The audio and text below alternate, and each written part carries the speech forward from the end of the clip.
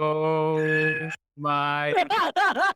Dude, that was great. That was a great masterclass right there. Dropping some grenades. Dropping some grenades. No, it's a good performance. This is The Bhangra Podcast. Yeah, yeah, yeah, yeah. What's up, y'all, and welcome to another episode of the Panga Podcast, and this is part 2 of our Best Performances of the Decade series. In this episode, we're going to be going through our rationale for the teams we picked for the 2015 through 2020 seasons. Just a reminder, there is still time for y'all to make a prediction bracket to enter to win the giant cash prize at the end of this entire thing. Details for all the bracket stuff will be in our show notes, and you can check them out on our Instagram at the Bhangra Pod. Also, apologies in advance to any of the weird audio stuff. We lost Rom's audio for a bit, so there might be some weird glitchiness here and there with it. Be sure to check out our Instagram for details on how to make a bracket and how to vote for your favorite performances. Yeah. All right. Welcome, everyone, to another episode of the Bhangra Podcast. We are on episode 2 of Panga, Best Performances of the Decade. Super exciting. So, Nana, why don't you tell us the rules? All right, so for those of you who are maybe joining us after not having heard the previous episode, first things first, I would definitely recommend you go back and do that, where you can hear our picks for the seasons from 2010 to 15. Before we get into picking our sets from 15 to 20, I'm going to go over the rules for how we are picking sets here. So first things first, we're only picking music sets. There are some really great live sets from the last 10 years, but those are not going to make it into this particular bracket. The season, as we're defining it, runs from August of one year through July of the following. So by counting this way, 2010 to 11 is our first year, and 2019 to 20 is the last year we'll be covering.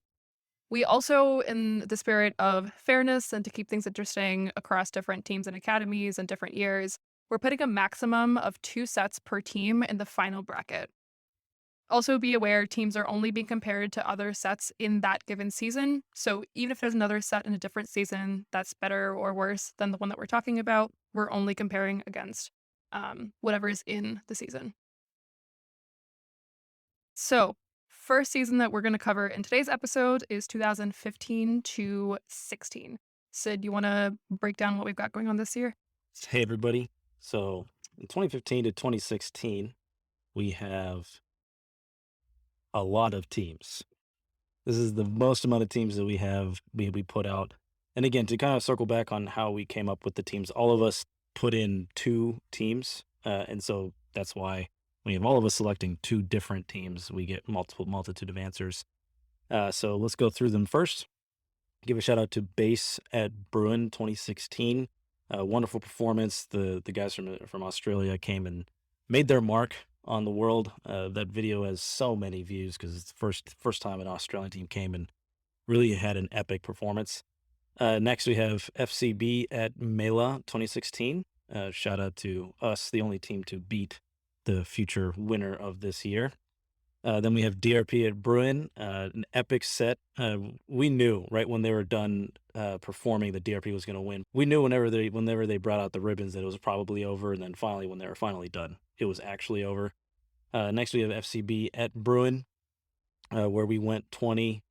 I'm not going to talk about myself there, but we did a nice job. If the lights didn't go out, maybe we would. Maybe if the lights didn't go out a couple times, Did good, right? we would have gave DRP a run for their money. Next, we have NJ Warriors at Berg 2015. Those guys did an excellent job. I think the big thing about that performance is that it did I think the circuit was still waiting and seeing what NJ was going to continue doing if they were going to go back in a more creative direction, but they more or less solidified their focus, what we're going to do attitude with that performance, with that routine. Next, we have Unkijuan at TBC, which we will get into. We will get into that after we talk about our winner, which is CMU at Blowout 2016.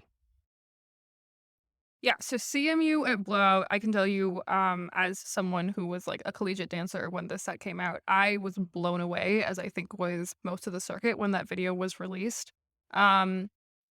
I just don't think that anyone had seen a set, particularly from a collegiate team, that just made so much sense when they were watching it. I think right from the intro, it was really creative to not just do a mela, but to I think when there's a mela, there's a temptation to, have fun and then jump right into something super hard hitting. And CMU managed to hold the audience's attention all the way through a Jummer as their first segment. So lots of creative decisions right from the outset. And the Chaya Chaya hit in the middle was like a huge crowd pleaser. There was a lot of things that they did in an unexpected way throughout the set, and then put a really nice bow on it at the end with bringing it full circle back with the same mela, which I don't think people saw coming. So I should say that CMU is known as a very successful collegiate team and had been up till that point. I think 2016 felt like the culmination of years of CMU just getting better and better each year and trying newer and newer things, pushing not just the collegiate circuit, but the circuit at large. So a nice, fun story about CMU at Blowout is so I had the honor of judging that comp with Ankush, with Chirag, and Ashita. And that year, Blowout had a heavy emphasis on set creation. And when we were done watching the entire show, not even the entire show, because CMU, I believe, went third, and then GMU went fourth, and then we had intermission. At intermission, believe it or not, GMU was winning in points. Was it in points or maybe just in our heads? I can't remember now because we didn't. We In didn't. your We heads, didn't. bro, We you didn't, we just didn't said tally the points at that point. I take that back. In our heads, GMU was winning because of that set creation aspect, and the reason that was because even though CMU set creation was excellent, the one segment where they just got on the little platform and played tabla, and then the dancers were doing jal, they just was playing what are called dirkits, and then the dancers were doing jal. That doesn't match at all. Like you would never see a dole player playing a dirkit and then the team as dancers doing jal. And so because of that segment as a whole, it absolutely brought them down. Granted, when they put the towers up, it kind of just brought everybody out of this like WTF is going on here from an audio-visual perspective into wow. But that in itself brought them down enough that we were talking about GMU beating them. And then at the end of it, when the points finally got tallied at the end of the day, CMU was still winning because of the dance elements brought them up so much because GMU's dance elements were not there at all. And we were getting real nitpicky trying to decide which team was going to win. Ultimately, CMU won out. But a lot of people just don't know that GMU gave them a very strong run for their money solely because CMU probably did something they shouldn't have done with the audio and the visual and them playing their kits instead of just a simple Jala style beat with a tabla. No, also that's like really interesting because I'm like stealing your point, but nobody thinks like that anymore. Like nobody looks at that GMU performance really nowadays and says, yeah, that definitely should have beat CMU. And like almost universally, CMU's 2016 performance is beloved as one of those performances that was like, damn, holy shit, that was amazing. Oh my god. But let me tell you why. And it's because Please tell me, sir. as judges we have a specific frame of mind of what we're looking for. What does the rubric tell us to look for? What's weighted heavily on that rubric? Because if you just, again, if it was me without a rubric in front of me, I don't think GMU would have hung with CMU at all because the dancing was so much worse, right? Yeah. And points wise, it reflected it and was enough to pull CMU above GMU, even though CMU's overall creativity points were slightly lower than GMU's. Right? That's how much better CMU was at dancing than GMU. So that's something to keep in mind. Is the average like we all as viewers without a specific frame of mind, right? It's a different story watching from that lens, and then watching from a judge's lens and their frame of mind. The other thing about it, we were put in a very terrible spot to judge from. That year we didn't sit where GTB was sitting. We were sitting like on the far left side of the audience, the far right side of the audience. Like they put Ankush and I, like you walk into Listener, you take a left and you start going up the steps, and then we walked 5 steps up and then sat down. So we were like to the left. So we were looking again. We were to the audience left side of the audience, and we're looking up at the stage because we couldn't. It was just like a terrible vantage point. And there's nothing I could do about it. Why the hell did they put you Dude, there? I don't know why. What do you mean? Dude, because we walked into the show. We walked into the auditorium 5 minutes before the show started, and the audience was Uh-huh. packed. Like there was no Oh, way yeah. that we could have walked up Okay. and just kicked people out of their seats. Like it was Got just it you. was bad. So Oh, yeah, and then shit. Ankush and or sorry, Ankush and I were sitting on that side, and then Chirag and Ashita were on the opposite, so they were like 5 seats up on the right side. Uh-huh. It was kind of whack, but that's another thing. Like people don't understand that we had that vantage point too, so we're trying to make judgment calls from that view. So DRP might have even gotten screwed a little bit because we couldn't see half their formations or any of their formations really. Oh my god. So Yeah. I had better seats that blow it than you you did. did. That's astonishing. Yeah. Also, like, it's a little fun story. Yeah. Whenever they put up those towers after the doublet segment, there was a few of us, and we were spraying water guns at the audience as part of the thing. I'm not really sure what went into that call, but they just kind of like CMU came. Wait, a were bunch you of the like you were FCB? Yeah, I was so with, FCU in the front row was instructed during towers No, to no. shoot water guns at the audience?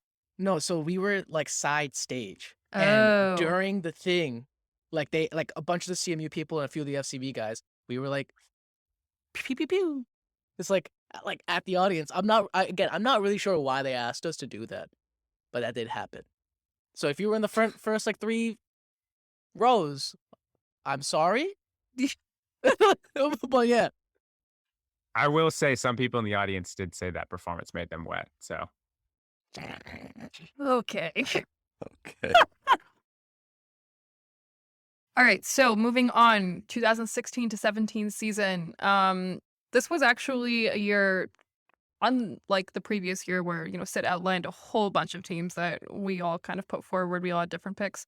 Most of our picks for this season were pretty much the same, and really it came down to 3 sets. We had Ferdile at Circle City 2017. Huge performance for Ferdile. One of the main things being that they beat NJ, which is a huge deal. Right after they lost to MIT. That was a rough Boston. That was a rough Boston for many reasons. Anil is, I guess, in some ways personally responsible for that Ferdile loss, but What do you mean? he made that set. Yeah, I He know. made I helped with the that set. Boston winning set where they It's all That took paintbrushes. They took paintbrushes, wrote absolutely nothing on a sheet, and held it up and got first place. No way, yo. we got second. We got Wait, second. Wait, what? What? Have you seen this video of I have MIT at not. Boston? Oh my god. I Y'all have have to not. go watch this. What the fuck? You should watch it and then take a minute and meditate on the fact that it beat Ferdile and then watch it again.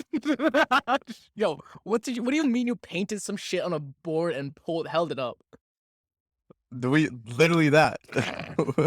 Oh, like so that wasn't hyperbole at all. No, No, that is it was- literally Oh. what happened. I don't Oh know my if that God. was a gimmick that didn't work or there was intentionally nothing on that sheet, but I remember they held it up and I What was it? like, I think so. The camera is glow in the dark paint, so in the audience you can see it, but the camera couldn't get it. Oh, it's like when we held out Kunde that were glow in the dark and nobody could Or see like it. that was when not glow Bruin in the tries to dark. do That was their lights that were supposed to come on in subgimmick. the dark. There's no magic there. They just didn't turn on, Umer. That's a different No, problem. They just didn't glow. I saw it. I was holding it. Uber saw we about had 2016. glow in the dark Kunde that you're supposed to put in the sun for a couple of hours, for like 8 hours, and then they were going to light up for a little bit. We didn't put them in the sun for long enough. We also could have just bought glow in the dark tape and used it instead of the paint, which would have guaranteed it being glow in the dark. Yet we brain farted and we didn't even do that. What year was this? 2016. 20, the year 120. X to the V to the triple I. Oh, that year. Got it. I was always wondering if there was a gimmick that I missed there. That's a gimmick that, I mean, we missed that gimmick. Yeah, I was like, I was like, oh, I can kind of see it. Like I remember looking at it, I was like, ah, yes, it worked. And then If our theme that year was a play on the 2015-2016 Bruin, where we're the team that just does a bunch of gimmicks and we fuck up all the time, we would have won that Bruin hands down. Because not a single thing that we did that year worked at all. If we would have just cut it all out, we would have been great. Also, everything else was good. There's All right, the other team that I always wonder what the gimmick was. Maybe you guys know, was BK 2014 Bruin.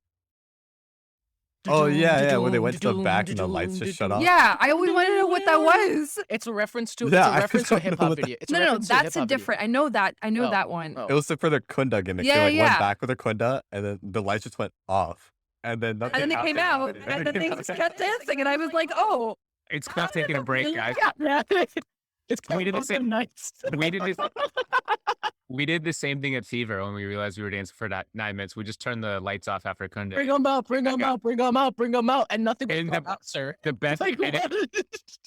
and if this ever makes it into the final podcast, I will say, Hard Karen specifically called us out in the judges meeting afterwards by saying I was expecting something from it, but I thought the rest of the set was okay, which told me at the time that it's just okay to take breaks whenever you want to, as long as you can just crush whatever else is coming after that. We literally were like, yeah, we're super tired. We'll just take 16 beats. That was it. Does anyone actually know though what the BK gimmick was? No You one. assume it when you come on to this podcast. Please come on to this podcast first. But then second of all, we're gonna ask you that. Tell us what the gimmick was. Yeah. Yeah. No one is going to know. I don't even think they know. Okay. All right, so let's intro this episode. Intro I this don't year. even know what we're. Did I talk about Fertile? I did talk about You didn't Fertile, talk. right? You talked about Fertile, and that's it. Another set that we've got on our list here is SPD at Big Ten. That was by far the best iteration of that set that SPD brought that season. Particularly impressive how much they were able to change over from Fever, which had not been that many weeks previous. But yeah, Big Ten SPD got a huge crowd reaction, really clean, great set. And our final set on this list, which we, by a very close margin, gave the best set title to, was KPGD at Bruin 2017.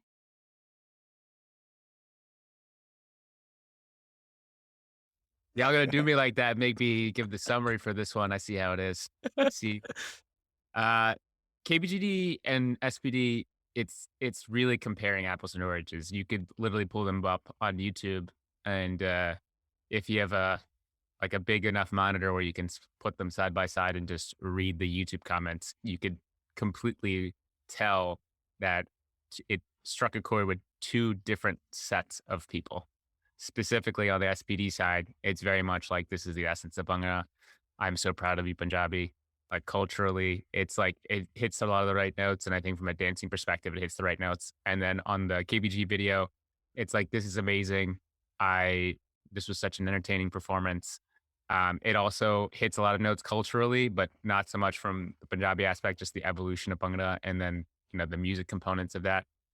When we went back and forth, the question I think for a lot of us was, when it comes to a performance, how do you measure a successful performance? And I think a few of us picked SPD because that year they were the best team. They have had a huge impact on the circuit in terms of dancing. The KBGD performance, by comparison, I don't think anybody expected anything from that, especially the year before. I think the year before at Bruin, they were the last place team, and they were objectively trash. And it was a situation where, I was live at both performances, and my takeaways were very simply that I knew how amazing SPD was, and I had set my expectations high, and they exceeded them. And I gave them, a round of applause, and I didn't stand. I just kind of knew we had literally just performed. Sid and I were backstage watching a video feed in the changing room and watching the SPD performance. And we just both knew we had lost, and, deservedly so. Right. From a performance standpoint, Bruin was a different thing. I was dancing with Mob at Bruin, and, I was like, I want to go watch the KBG performance, because a lot of KBG folks were saying that this set was going to be absolutely shitty. Every single person I talked to was like, this is bad. This is terrible. Kuntal doesn't know what he's doing. Samit doesn't know what he's doing. I don't know what I'm doing. I don't know where I'm going. It was a lot of that over and over and over again. I remember seeing them at the pre-party, and a couple of the guys were just like, you know what, whatever happens tomorrow. And I was watching from one of the balconies. And it's one of those things where, like, there's like I think there's a certain part of all of us that we go and we decide that we want to do things. and we want to do things with little preparation, i.e., like college and or like high school or like studying for an exam or preparing for a major meeting.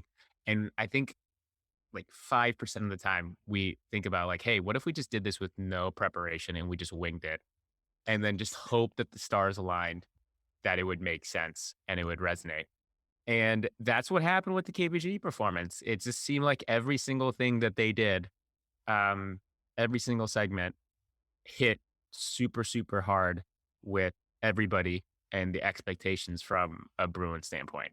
And I think, Bruin has this history of wanting to see the best of the best, whether that's be a more creative performance with a lot of gimmicks, whether that's a dancing performance like, SPD later on in the Bruin life cycle. They've always wanted to get something that will get them on their feet. And the KBGD performance, I think 200, 300, 400 people, the first 10 rows in the audience, it was a standing ovation for a couple of minutes. And very rarely do I see or have received that. I've personally have received that twice in my life. One was at Berg 7 when we won in front of um, our home crowd, and everybody in Pittsburgh gave us a standing ovation. I think that was more of like a pity standing ovation, like, yo, fuck these guys. Like, this has been a really long time. I was just, congratulations, here you go. And like, my mom was like, I don't have to come to Bhangra competitions anymore. Congratulations. The second time was at Elite 8 when the music cut out and everyone gave us a standing ovation. And they were, look, it was just this, like, I just remember walking to the judges meeting and they were like, hey, I gave you a standing ovation. You lost. And you should have lost, but at the same time, I gave you a standing ovation for that. The KBGD Bruin performance is one of those really rare times when I think you saw something, and I don't know if it was going to change the circuit. I don't think a lot of what KBGD did had any influence on teams post that. I think it's too crazy to pull off. Like it's just so much to do, which I think is part of the reason that I picked the KBGD performance. Because it's like a level of craziness and creativity that was just very, very much unique to them. And Yeah. whereas like I think a lot of the SPD dancing has percolated into other sets. That's what stood out for me. And I could go into detail from a KPGD perspective in terms of the individual segments, but I think at this point, if you're probably listening to this, you've danced Bunga in the last 4 years, you've probably watched both of these sets ad nauseum. So I would just at that point be playing to the crowd.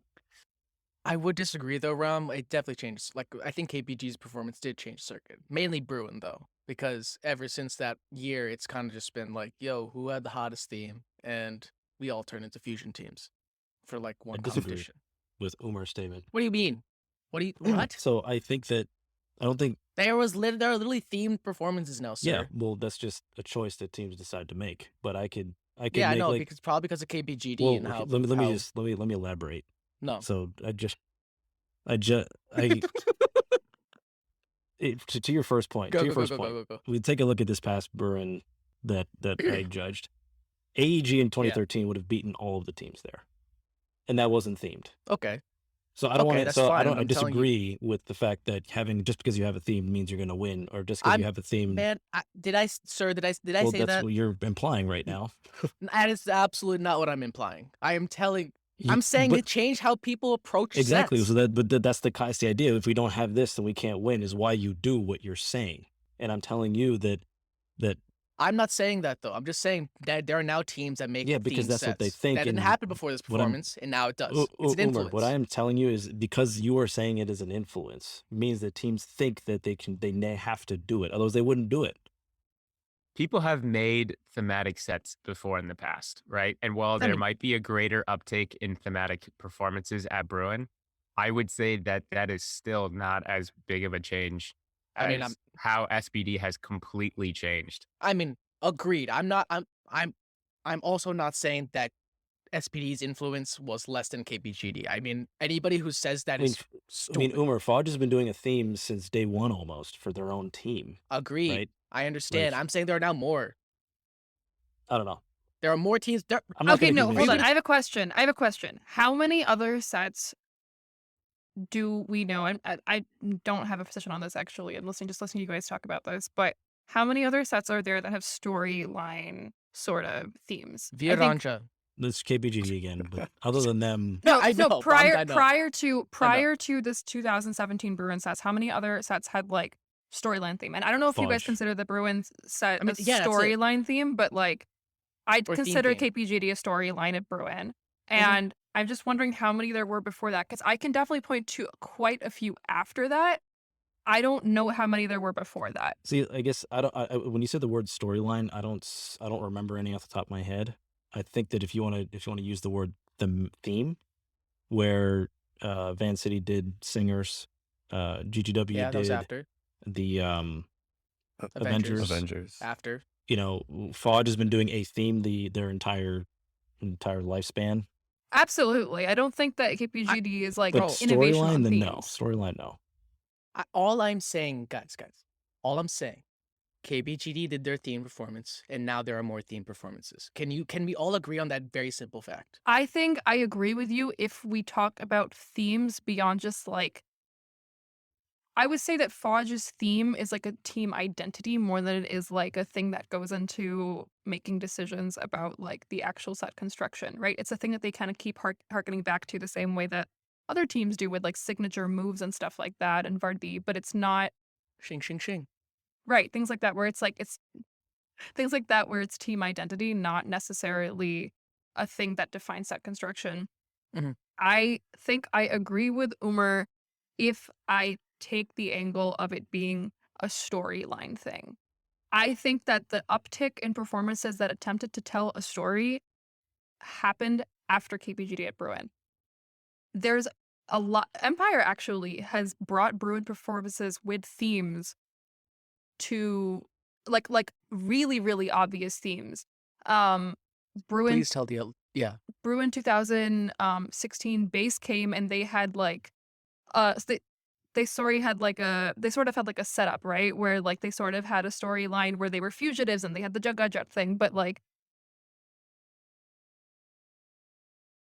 right. But Is that a theme though? Because they mentioned it at the beginning. They did that's it my once thing. in that's the what middle, I'm and saying. that's It's not but that's the difference. That's exactly the difference I'm trying to point out, right? Like Okay, other gotcha. teams have done this, but Mhm. and like Fudge has also done the thing if you want to talk about them moving from army from just like a team identity to a theme. They've also done performances Yo, where we they got opened planes. right. We got planes. But they've done performances where they've opened where like, okay, they're also, like army invading the stage or whatever like that. But KPGD carried their theme as an Mhm. actual story from segment to segment successfully and won Bruin. Like I think that magic combination is the thing that maybe planted this seed that you're talking about, Omar, where it's like, okay, if we do this thing start to finish and have something tying all our segments together from a narrative standpoint, that's something that can be successful at Bruin. And I don't know if that's maybe like a kind of a merging of the two ideas that I think Sid It's- and Umar, you guys are both talking It's about. fair. That's Nana. You're saying exactly what I One meant thing I say want to right there. add in here, what's up, Go what's for it. up? Yeah. Listening to all this, one thing that is so unique about that KPGD performance is with themes, you have teams like FCB has planes, Fodge has an army, they have these themes, but what KPGD did that was so unique was the theme or the story that they did was not very replicatable. Like I don't think a team could Right. replicate what they did or the 100%. emotions that were conjured in that performance. 100%. KPGD could not even do it themselves. When they And tried to do Hiranja, obviously like just from a parent perspective or audience perspective, Hiranja, parents thought it was cool. Like, family people, we're in the audience think it's very cool because it's different. But they still couldn't replicate the same emotions that were drawn out. I think that's what also makes this performance so legendary and how it changed Bhangra, whether you think in a positive or a negative way. But if you draw a comparison between the SPD impact and the KPGD impact, the SPD impact is something you can repeat it because it's something that you can improve your dancing ability. That's a And very tangible thing that you can replace it. Sorry, Rom. And then the other piece of it with the KPGD thing, it's like it's very you can't really repeat that at all. It's hard to apply that again. That's my point, right? It's you don't see KPGD sets like KPGD tried to get. I was there. We didn't do it. we got that feedback from the audience too. And that was the core component. I think you saw what SPD did, and you started seeing the mechanisms, the push, the dancing. Like I think SPD gave everyone a path to what now good dancing looked like, and there was an achievable way of doing it. KPGD, it's just not I don't want to say it's not like a scalable or like widespread phenomenon, because I think it requires a lot of like the brain trust who makes Panga segments to think a specific way to make those things happen. Um, but there have been like attempts to try to do that again, and just have not repeated that moment, and that's part of the reason why it is so legendary, right? It's had an impact on the circuit, but it's not as I think well felt as SPD, and it's a big reason why, in my opinion, I really like the KBGD routine, because I being in that moment, it's just those kinds of moments don't come around that often. Like those the 3 times in my life where I've experienced that in a competitive, maybe more, but like Mhm. I would say like for me personally, 3 times where I've been like I've been a truly ridiculously legendary moment live. I some of the competitions that we talked about in the first episode, I wasn't there in person for, but this was one of those things. Also, for Light Circle was dope. Oh my god, as a judge there, that was a lot of shinging. It was for Thiele has, you know, beaten NJ and a couple of elite teams a couple of times and now. And that was a really that was a really incredible performance in terms of all the things that needed to go together to make that great. So I'm just gonna say Cool. that too. Legit. All right. So 2017 to 2018 then were 4 teams that we were deciding between.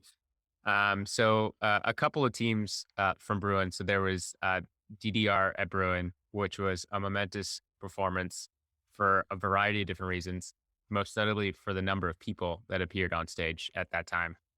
There's some very complex concepts balanced by some very good dancing. And that was something that we hadn't seen before, and was also, I think, in this grand scheme of Bruin performances, it was a very touching and lasting kind of tribute that I know for me was was very it touched me also. Like, it was something that was very cool, and was a great homage to prior dancers and prior leaders and prior captains. There's for Thile at Motor City, which was a solid dancing performance. It wasn't, I think, the most spectacular set, but it was also great because Motor City doesn't ask for those things, and for Thile, went out and they just did it, and they danced. I would say the dancing was more than solid. It was very, very good. And if you watch it, I think it's one of those performances that it might not be the most rawest thing, but it is one of the most together performances I've ever seen, where everyone is just dancing consistently at the same level for 8 minutes, which is an incredibly, incredibly hard task to do in Bhangra. The next performance is SPD at Bruin. SPD at Bruin was ridiculous for a lot of reasons. They, like taped the windows. They wouldn't let anyone know what they were going to do. They had a lot of audiovisual components to it. They had some really cool takes on getting the crowd into it. There's one moment where they did the hand clap on the Hindi song. And although they really weren't dancing, it was just one of those really cool creative moments that they really sold, that Bruin strives for. Then there's obviously the ending jumps with them just jumping and filling up the meter, which I think made the crowd go wild. Um, and that's a great performance, but I think in some ways, I think we were all pretty unanimous with this. It was NJJ, because there's another NJJJJ at Circle City was our pick for 2017, 2018. Yeah, so NJJ at Circle was honestly a mind-blowing performance. I'm actually just very sad that that video isn't seen as often as it should, because it was at Circle City, and it was kind of like a random tiny ass comp. But that being said, I'm pretty sure the only video for a period of time was the one I recorded while I was there. And as Saab can attest, sitting next to me during that performance was fucking awful for him and everybody else around me. Because I think I screamed louder than I ever have at a performance. It was insane. Honestly, I think one thing that was really nice that one thing one thing that NJ always it was doing during that performance was subverting expectations in very slight but very eye-opening and impactful ways. When they're doing this, when they're in subs and they're doing these jaw claps, and you kind of just like know, okay, they're gonna do the normal like hit jaw, and they're gonna just clap, and then do like the round claps, but then they closed, opened back up into another thing.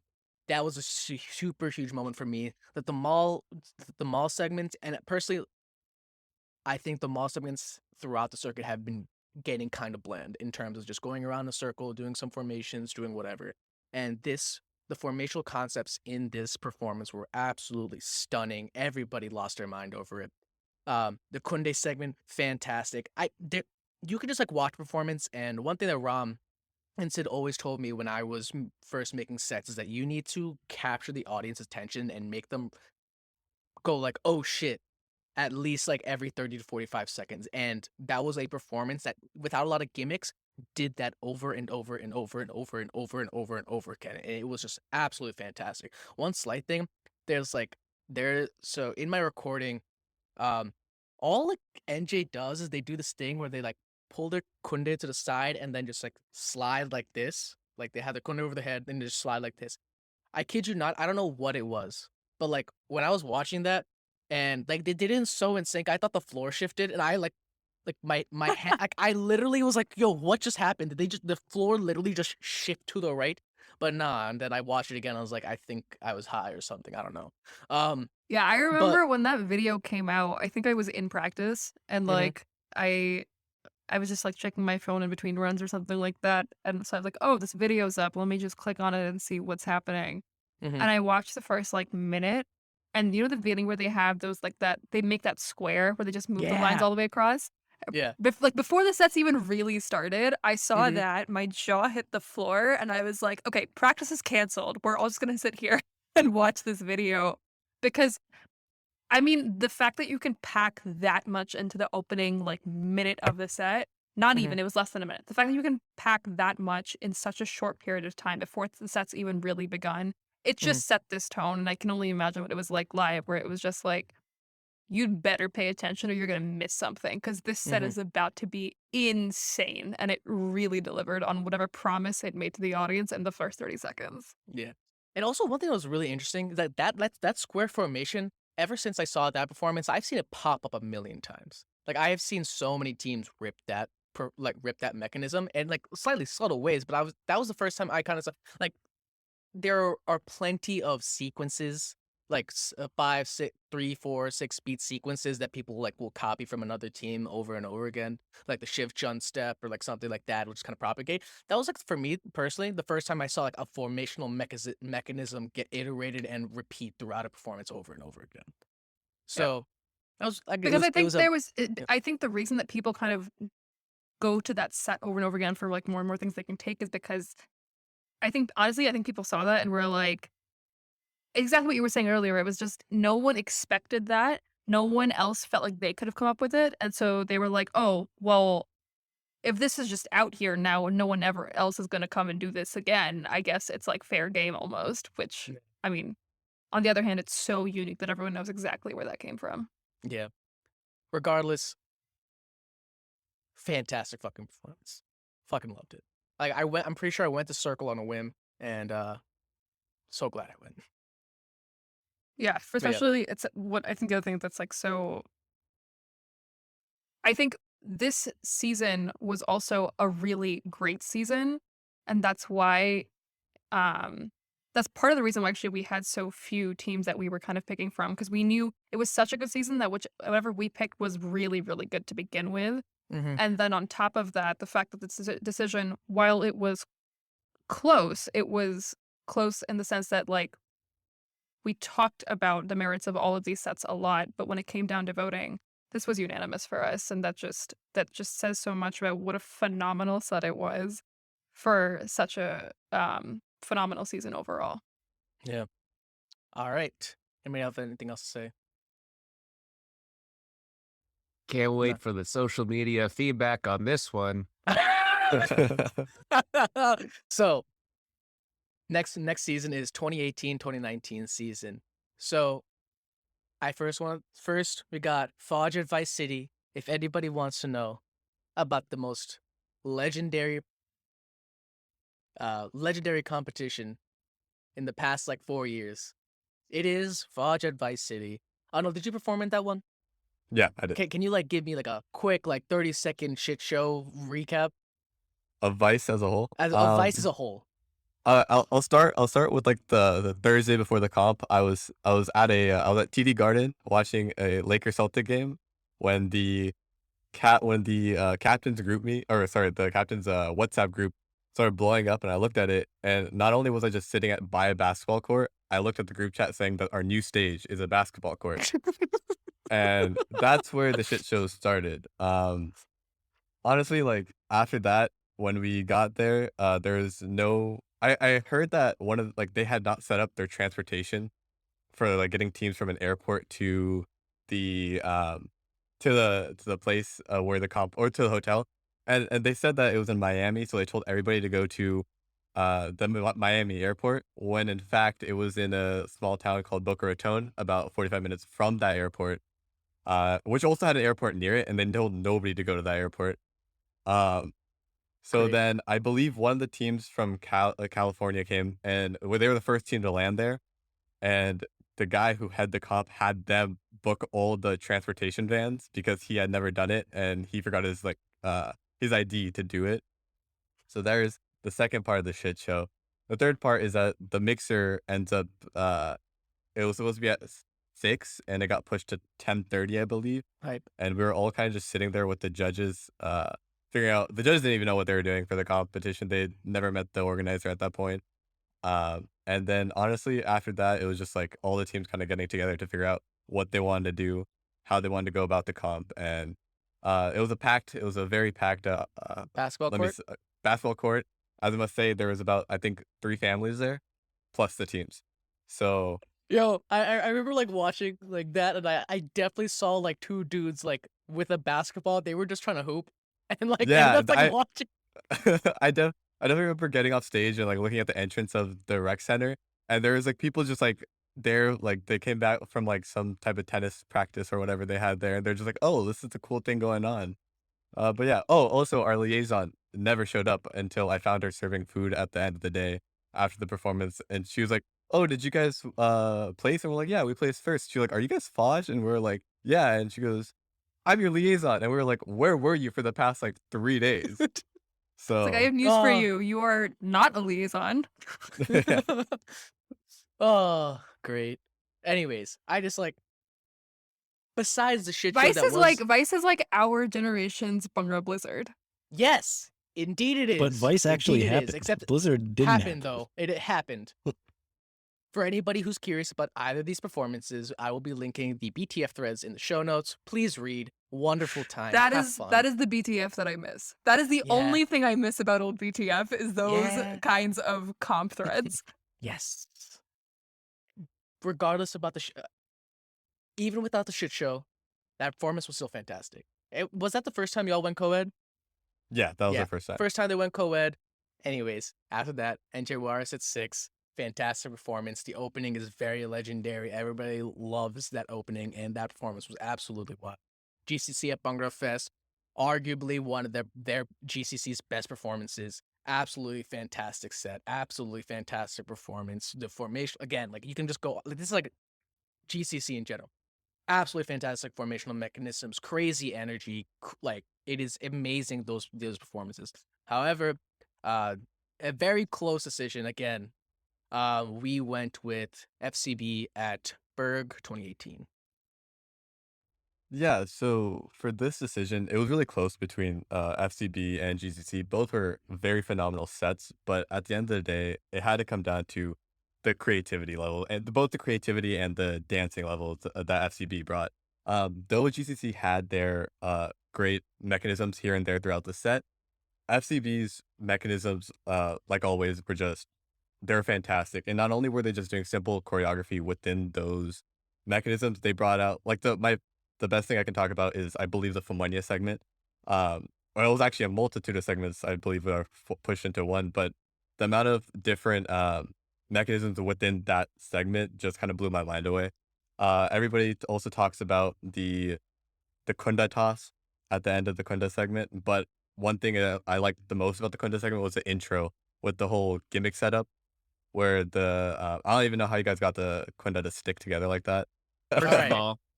First of all, I know you saw Kunde's being dropped from 100 feet in the sky. Just know that if at the very least you couldn't figure that shit out, then we're magicians. Second of all, I love how everyone would tell me that Kunde throw is the greatest thing of all time. And I feel like Cornell people are dying. It was Cornell who did that first, right? Like, I feel like all these Cornell people that we talked about in like the WBBC stuff earlier in the first episode. What Kunde toss did Cornell do? Dude, they definitely did a Kunde toss. I could find the YouTube video. It's I mean, find it for me. Like, we are I thought not. they did like a sub throw, right? yeah. I mean, that was also something that we did, and then they took that from us. So Yeah.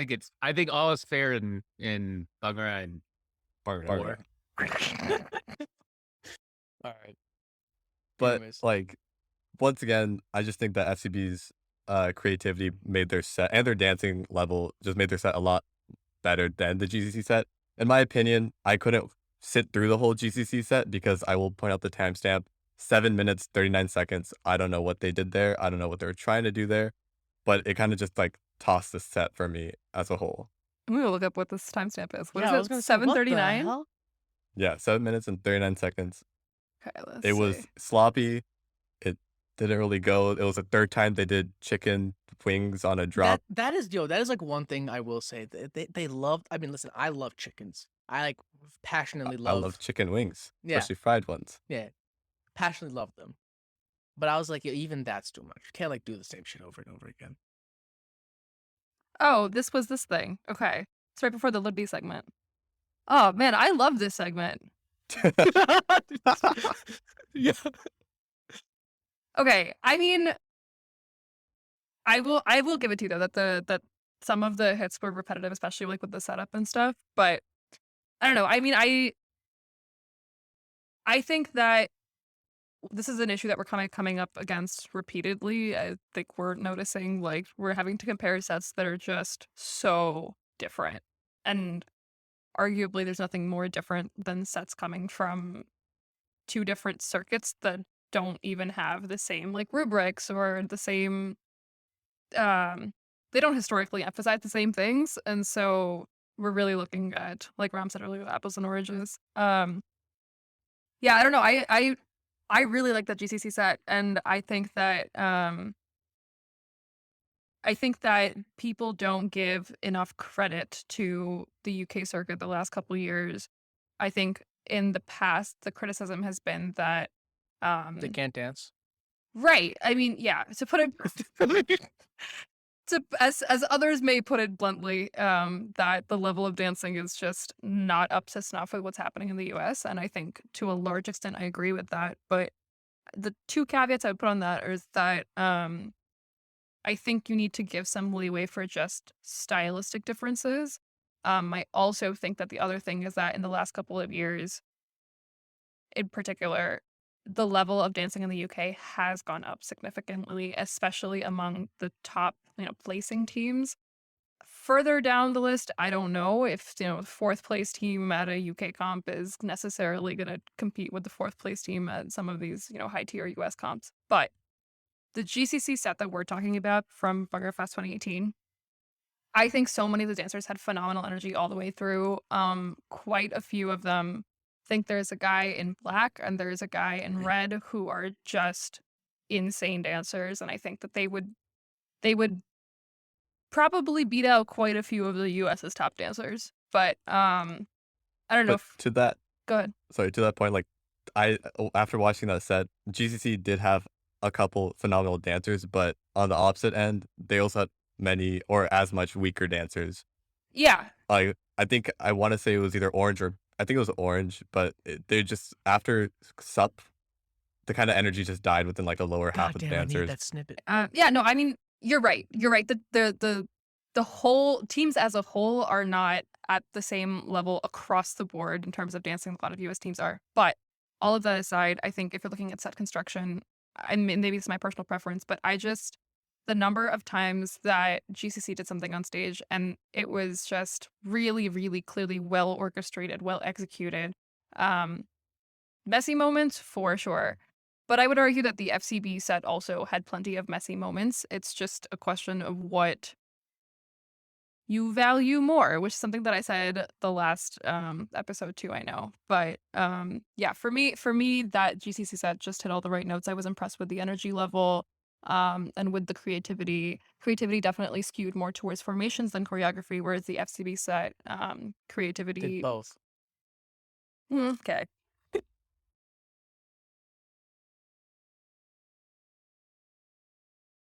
Umar, are you good? No. Do you need your screws tightened? What's happening? Nah. I mean, like, you're not gonna get me. Like, I'm I know. obviously fucking biased, so like, you're not gonna get me to say anything. But yeah. Yeah. Yeah. I mean, yeah. It's not that I don't think that the FCB set is good, right? Yeah. It is I know, good, I know, but yeah. I think it's what GCC did is hard to replicate. I'll put it that way. I just love it when people are like, old dancers should be able to judge their teams when they judge again. They don't have any bias. Yo, I'm pretty biased. No, don't lie. To any comp out there, if there's an FCB performance, don't even ask me to judge. Like, don't even ask. Never be. Or if there's a GCC performance, don't ask. No, man, they're great. I love them. But when I'm competing against you, fuck you. That's fair. I think it's a sentiment we can all agree. Yeah, exactly. Yeah. All right. I think we are on our final Last. season. Oh boy. Yeah, the 2019-2020 season, the season that came to its unfortunate end with the coronavirus, COVID-19, SARS-CoV, I believe SARS-CoV-2. Yeah. Yeah, so we only got half a season here, or about half a season here, and the performance that we did get were decent for the I shouldn't say that. Oh my god. Yo, they were kind of trash. Like, that's like what you're saying. Yeah. They were kind of fucking bad. Careful. Some of us were on stage this season. No, fuck. I disagree. I think Nah, every son. performance on this list was a good performance in comparison to other years. Yeah, too. everything was good. In good. comparison to other years, I think it was just as good. It wasn't worse. I don't see it at Wait, all. what are we talking about? I stepped. No, it's just it's because of Bruin and Blowout didn't happen. It's like that's why we don't get those like big ones. I know. Very aware. What? Rom, honestly, We're don't worry talking about about it. 2019 to 2020 season. Well, Okay. No, Rom I'm also saying wrote everyone in. talking- Rom also wrote in for his things. Who cares? Not me. For his two team picks.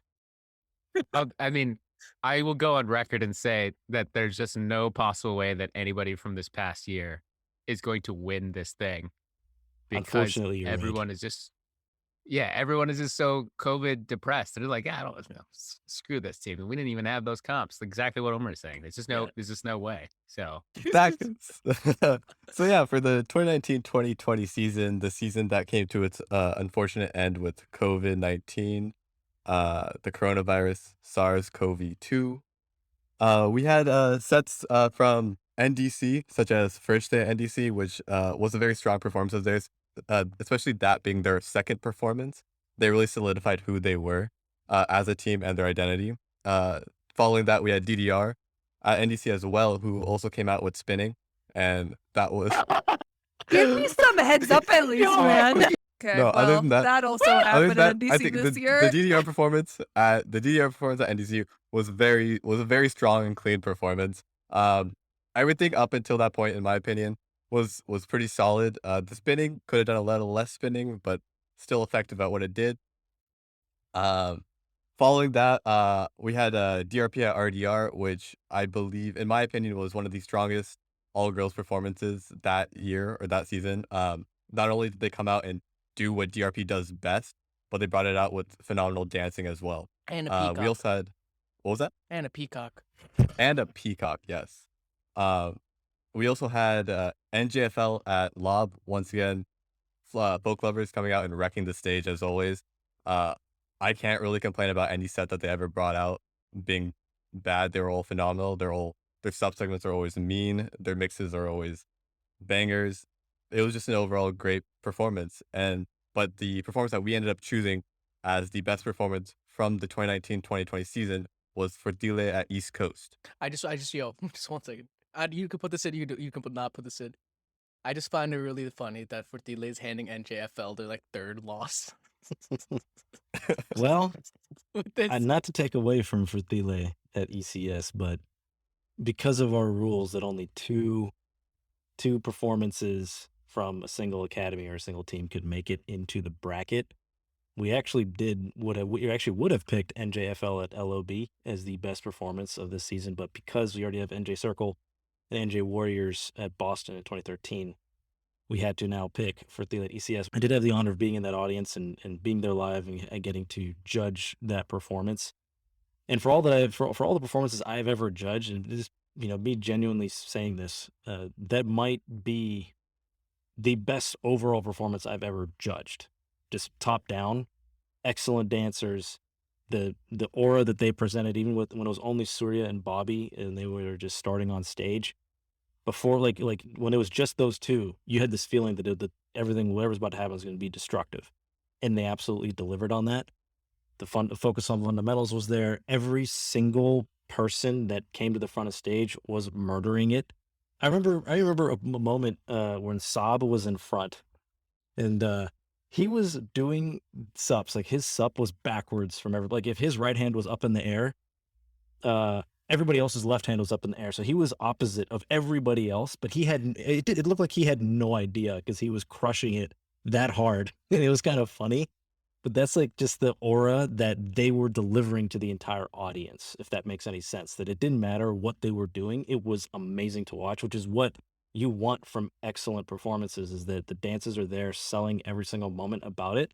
And this idea that at least I talk about, of controlling what the viewer is watching and controlling what the viewer is appreciating. When they wanted you to appreciate how good they were at Bhangra, they did that. When they wanted you to appreciate how good they were at creating formations, they did that. When they wanted you to appreciate how cool, like a cool choreo concept, they did that. So throughout the entire thing, they were delivering just every single time A1 performance. It was just an unbelievably great job. I can't say enough about it, and unfortunately, the season got cut too short.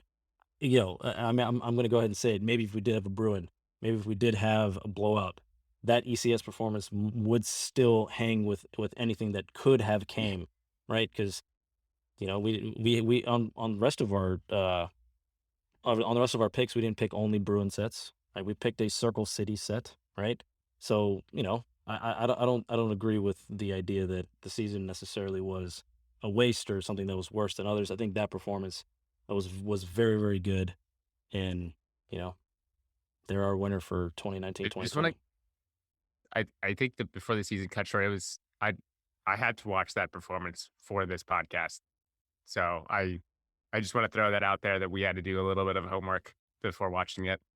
I thought it was a really good sign of things to come, and it's also, if people haven't been watching any of the Bhangra stuff or seeing any of the live stream competitions, I think that also ties into how Fertile has been so good winning the inaugural, Bhangra competition. I think a lot of what Sid was talking about with that performance has rolled into that, and they've truly become, with the lack of competitions and just the streaming format, like a very top dog team. And not that they weren't a top dog team before, but it seems like they're setting up to be the elite team in North America, potentially when in 2021 or whatever year, 2022, whenever we get a vaccine and whatnot, when we get back on stage. I feel like they've set the foundations for themselves and the bar very, very high from a dancing and performance standpoint. I was very excited for the potential of them versus not just the team at Champs for this season.